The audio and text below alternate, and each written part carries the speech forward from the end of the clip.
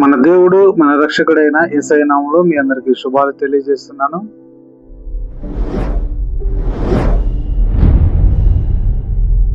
ఈ మే నెల 27వ తేదీన దేవుడు మనకు ఒక వాగ్దానాన్ని బయలుపరుస్తున్నాడు. పరిశుద్ధ బైబిల్ నుంచి ఆ వాగ్దానాన్ని చదువుకొని మన జీవితంలోకి మనం స్వాధీనపరచుకుందాం. పరిశుద్ధ బైబిల్ నుంచి ఆ లేఖనాన్ని చదువుకుందాం. మత్తయి సువార్త 11వ అధ్యాయము 28వ వచనంలో దేవుడు ఈ రీతిగా మనకు తన వాగ్దానాన్ని తెలియజేస్తూ ఉన్నాడు. ప్రయాసపడి భారము మోయుచున్న సమస్త జనములారా, నా యొద్దకు రండి, నేను మీకు విశ్రాంతి కలుగజేతును. చిన్న వాక్యంను దేవుడు దీవించునుగాక. ఈరోజు దేవుడు నీతో నాతో ఈ రీతిగా మాట్లాడుతూ ఉన్నాడు. ప్రయాసపడి భారము మోయుచున్న సమస్త జనులారా, నా యొద్దకు రండి, మీకు విశ్రాంతి కలుగజేస్తానని దేవుడు ఈ రీతిగా పలుకుతూ ఉన్నాడు.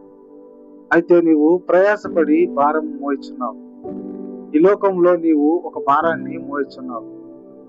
ఆ భారాన్ని దేవుని యొద్దకు తీసుకువెళ్తే ఆయన ఈ భారాన్ని నేను తీసివేస్తాను.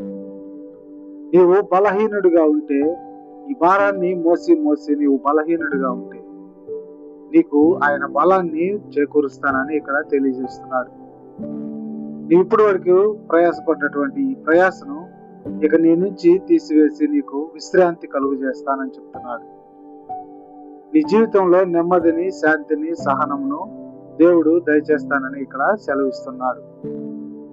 మీకు జీవజలాన్ని దేవుడు ఈరోజు అందిస్తానని సెలవిస్తున్నాడు. విశ్రాంతి అంటే మీకు ఏ రీతిగా అర్థం చేసుకోవాలో నేను చెప్తాను. ఇప్పటి వరకు భూమి మీద ఉన్నటువంటి మన ఉదయకాలం నుంచి సాయంత్రకాలం వరకు మనం చేసే ప్రతి పని కోసం ఎంతో ప్రయాసపడుతూ ఉంటాం.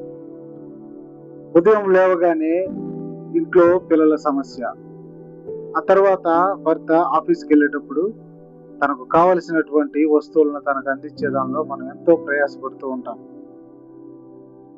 మధ్యాహ్న కాల సమయంలో నీకు అనేక పనులు, నీ గృహంలో నీకు అనేక పనులు ఉంటూ ఉంటాయి. దేవుడు దయచేస్తున్నటువంటి ఈ మాట, ఇప్పటి వరకు భూమి మీద నువ్వు పడే ప్రతి ప్రయాస, నీకున్నటువంటి ప్రతి సమస్యను దేవుడు తీసివేస్తాను, కొట్టివేస్తానని ఇక్కడ తెలియజేస్తున్నాడు. నీకు ఎంతో నెమ్మదిని, శాంతిని, సహనమును, ఎవరి మీద కూడా నీవు కోపంగా మాట్లాడకుండా ఎదుటి వారు చెప్పేది విని విశ్వసించి నీ జీవితంలో నీవు సమాధానము, సహనము కలిగి ఉండేలాగా విశ్రాంతి కలుగు చేస్తానని ఈరోజు దేవుడు తెలియజేస్తున్నాడు.